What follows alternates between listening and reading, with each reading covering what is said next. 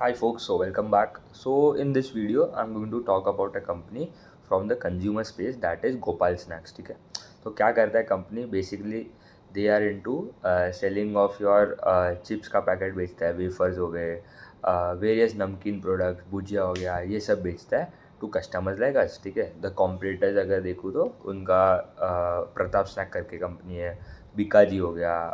These are the few of the competition जो that are in the listed space. फिर unlisted space में देखो तो हल्दीराम हो गया. तो मतलब market is very big and इनका ग्रोथ भी मतलब अभी तक तो इनका कुछ ग्रोथ आया नहीं है and they are facing many issues. ठीक है, इनका अगर देखो ना, they are present in 14 states and इनका सेल्स में डी ग्रोथ आया 9%. अभी क्यों है इनका डी ग्रोथ? क्योंकि इनके फैसिलिटी में, in there manufacturing facility, in around दिसंबर के आसपास there was a fire outbreak. ठीक है, तो इसलिए उनका जो राजकोट में जो फैसिलिटी था वहाँ पे उनको फायर आउटब्रेक हुआ. तो उनको वहाँ पे मतलब प्रोडक्शन टेम्पररी वहाँ पे बंद हुआ. फिर उनका नए टेम्पररी शिफ्ट हुआ टू अनदर यूनिट. तो मतलब various issues in this space. And दूसरा अगर देखूँ तो जो अच्छे कंपनीज है दैट आर डूइंग थोड़ा बेटर कर रहे हैं comparing to Gopal and Pratap snacks हो गया, that is Bikaji and Bector foods, जो उनका अभी तक अच्छा नंबर आता था but now they are also struggling for growth. ठीक है, तो उनका अगर देखूँ तो बीकाजी का अराउंड 14% के आसपास का ग्रोथ है. एंड उनका उनका भी पहले they use to grow around 20% plus. ठीक है, उनको भी raw material prices like palm oil हो गया, एडिबल ऑयल जो होता है, मैदा का प्राइस हो गया, आपका पोटैटो का प्राइस हो गया, दैट वाज स्लाइटली एलिवेटेड. मतलब बहुत अच्छा खासा राइज हो गए थे कॉस्ट. ठीक है, तो इसलिए उनको मार्जिन भी कंप्रेस हो गए. तो सबका मार्जिन में कंप्रेशन हो रहा है एंड रेवेन्यू में कोई ग्रोथ आ नहीं रहा है, उतना कोई ग्रोथ नहीं आ रहा है. ठीक है, तो अभी इनका अगर देखूँ तो 6 फैसिलिटी है उनके, 6 फैसिलिटी. उसमें से उनका अगर देखूँ राजकोट में जो फैसिलिटी था वहाँ पे फायर आउटब्रेक हुआ तो उन्होंने टेम्पररी राजकोट वाला जो यूनिट वो कम्प्लीटली बंद हो गया था. तो they shifted their operation from Rajkot unit to a facility called Gondal. ठीक है, गुजरात में ही जगह है. ठीक है, गुजरात में जगह है गोंडल करके. वहाँ पे उन्होंने सब operations temporary all the units जो भी मशीन्स है that were shifted to Gondal unit. उसके बाद उन्होंने क्या किया, एक मोडासा करके जगह है गुजरात में, अनदर प्लेस. वहाँ पे भी उनका मतलब अच्छा खासा वहाँ से उनका रेवेन्यू कंट्रीब्यूशन वहाँ से आने लगा ग्रेजुअली. वो भी रिसेंटली कमीशन हुआ, मतलब वहाँ से भी ऑपरेशंस अभी स्टार्ट हुए अर्ली Q2 के आसपास से. एंड ये जो गोंडल वाला यूनिट है वहाँ पे capacity utilisation has now reached greater than 60%. ठीक है, तो ये गोंडल वाला यूनिट जो है that will be temporary and वो बंद हो जाएगा आगे जाके, उन्होंने बोला है. तो मोडासा वाला जो फैसिलिटी है दैट कॉन्ट्रीब्यूट्स अराउंड आगे जाके वो 60% करेगा. एंड जब जब द राजकोट वाला जो फैसिलिटी है उनका जब वो प्रॉपर रेडी हो जाएगा, वहाँ पे जो रिपेयरिंग मशीनरी सबका काम जो भी करना होता है, after that the Gondal unit will be shut off, completely closed, and वहाँ से सब unit would be shifted to Rajkot का जो पुराना वाला जो यूनिट है. ठीक है, जहाँ पे आग लगा था वहाँ पे जब रिपेयरिंग के सब काम हो गए it will be shifted there. तो अभी ये देखो ये सब चेंजेस होने में ये सब करने में कॉस्ट लगेगा. उनका अभी अगर देखूँ तो उनको डिमांड में कोई प्रॉब्लम नहीं लग रहा है but they are facing problem in their supply chain. ठीक है, जो राजकोट वाला जो उनका फैसिलिटी है that was their main facility and वहाँ पे प्रॉब्लम हुआ. ठीक है, तो वो एक प्रॉब्लम हो गया उनको. इसलिए उनका नंबर्स तो मतलब नंबर्स देख के कोई फ़ायदा ही नहीं, बहुत ख़राब नंबर्स है. Sales degrow 9%, EBITDA degrow 63% and PAT degrow 90%. ठीक है, इनके प्रोडक्ट्स भी देखूँ तो गाठिया हो गया, 29% रेवेन्यू वहाँ से आता है. नमकीन सेगमेंट वाला जो सेगमेंट है that contributes to 25% of the revenue. फिर पैलेट्स हो गया, जो रिंग्स हो गए आपके, एक्सट्रूडेड स्नैक्स एंड सब है that is around 17 and 11% respectively. Papad is around 3%. तो ये मतलब और छोटे छोटे कैटेगरी है, स्पाइसेस बेचते हैं, अदर प्रोडक्ट्स, ये जो 5% है that is the remaining contribution from that segment. ये गुजरात में मार्केट लीडर है. अगर गुजरात में अगर if you stay in Gujarat तो यू वुड नो कि they are the market leader in Gopal snack is the market leader in Gujarat in terms of ये FMCG chips and सब सेगमेंट में. एंड उन्होंने gradually they are expanding into new products as well. तो उन्होंने ये quarter में they launched popcorn वाला segment launch किया, ठीक है, चीज़ पॉपकॉर्न हो गया, ये सब सेगमेंट लॉन्च किए।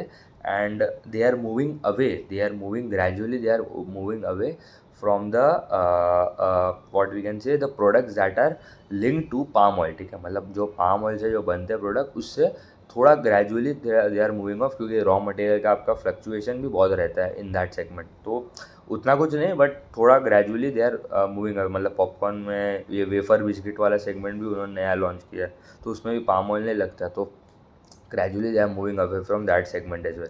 एंड अभी उनका अगर देखो ना नंबर्स, तो मतलब जो पहले भी अगर प्री फायर, ठीक है, मतलब जो फायर आउटब्रेक हुआ नहीं था उसके पहले भी उनका गाइडेंस कुछ खास रहता नहीं था, ठीक है, मतलब 10-12% का ही ग्रोथ गाइडेंस रहता था, एंड वो होता भी नहीं था अचीव, ठीक है। गोपाल हो गया, प्रताप हो गया, ये सब जो है दे आर वेरी वेरी, मतलब क्या बोलो, इतना इतना ऐसा कंपनी अगर देखो तो FMCG सेगमेंट में अगर आपका बेस इतना छोटा है, आपके पास you are only present in 14 state, ठीक है, मतलब आधा इंडिया अभी भी बाकी है, तो you should be able to grow at a better rate compare to other big companies like HUL हो गया, डाबर हो गया, मैरिको हो गया, ये सब कंपनी से थोड़ा बेटर ग्रोथ एक्सपेक्ट करता हूँ, क्योंकि छोटा साइज़ है, ग्रोथ भी इजीली हो सकता है। बड़े कंपनीज का भी ग्रोथ आता है 4-5%, इनका तो डी ग्रोथ है ये क्वार्टर, एंड इनका भी आता है इतना 7-8-9% ही आता है, ठीक है, but I expect them to at least grow by 15-20% के आसपास तो ग्रोथ है, तो that is a good for investors as well, ठीक है।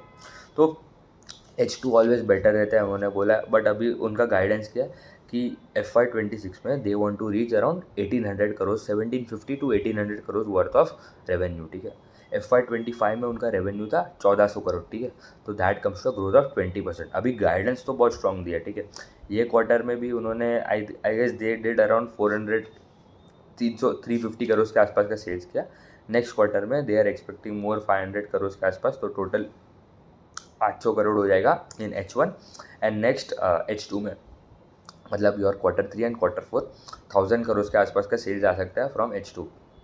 अभी ये बेसिकली एक तो लोअर बेस से आ रहा है, ठीक है, मतलब लास्ट ईयर अगर देखो Q3 एंड Q4 में ही स्पेसिफिकली देखूँ तो जो फायर आउटब्रेक हुआ था, इसलिए वो बेस भी छोटा रहेगा, तो ग्रोथ भी अच्छा आना चाहिए इन अपकमिंग H2 में आना चाहिए। अभी गाइडेंस तो दिया है 20% का फॉर FY26, ठीक है, ये क्वार्टर में तो डी ग्रोथ आया 9%, तो I expect them to grow by around 35-40% आराम से ग्रोथ आना चाहिए इन H2 ऑफ FY26, ठीक है।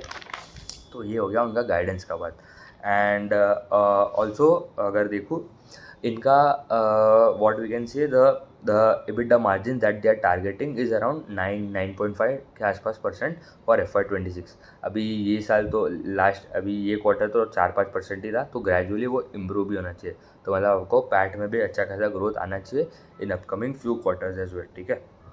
एंड मेनली क्या प्रॉब्लम हुआ था बेसिकली, देखो इनका क्या होता है, जो भी इनके डिस्ट्रीब्यूटर्स एंड जो होते हैं डिस्ट्रीब्यूटर्स, जो भी होएंगे डीलर्स, जो भी होएंगे, जो उनसे माल खरीदते हैं, ठीक है, जो भी उनसे ये सब खरीदते हैं पैकेट, एंड उसके बाद वो उसके स्टोर पे बेचते हैं, ठीक है, रिटेलर्स जो भी होएंगे। तो बेसिकली सब ऑपरेशन जो है इनका मेन जो होता था राजकोट वाला फैसिलिटी में होता था।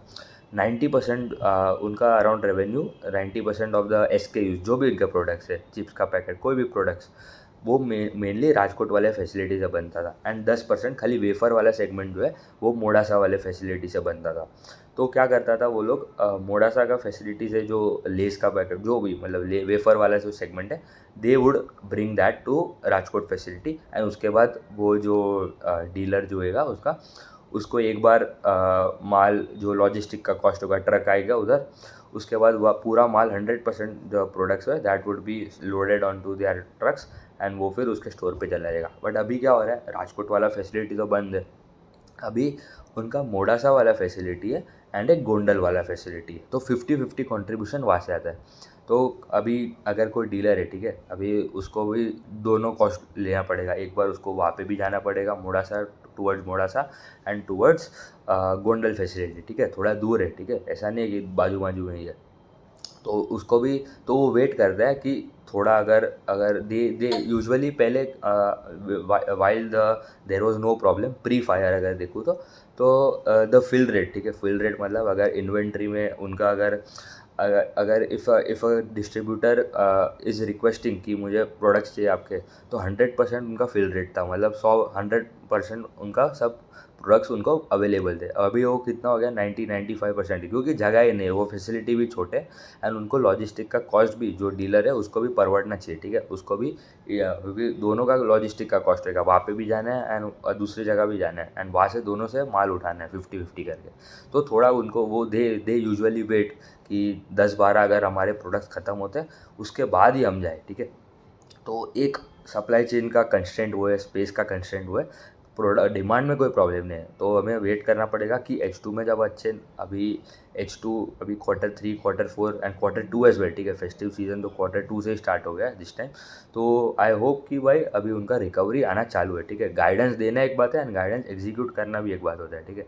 बहुत सारी कंपनी खाली गाइडेंस ही देते हैं, प्रताप स्नैक्स हो गया, ठीक है, लास्ट वीडियो में एज वी कवर्ड, उनका गाइडेंस है टू ग्रो बाय 15%, करता कितना है, 3-4%, ठीक है, मतलब उनका तो कॉन कॉल भी नहीं होता है, जब भी ख़राब रिजल्ट आता है तो कॉन कॉल भी नहीं किया 3 क्वार्टर से। तो ये सब कंपनीज़ में you have to track it every quarter, अगर 1-2 क्वार्टर अच्छा कंसिस्टेंट ग्रोथ है उसके बाद ही you should put your money, ठीक है, मतलब कोई रिकमेंडेशन नहीं है।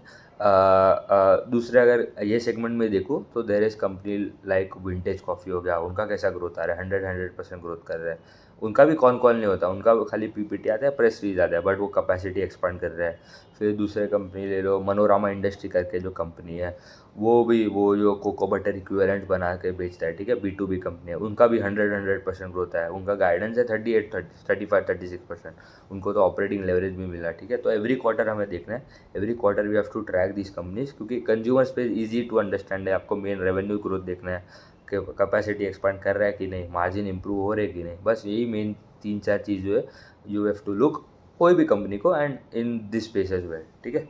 तो उतना ही रखते हैं, थैंक यू।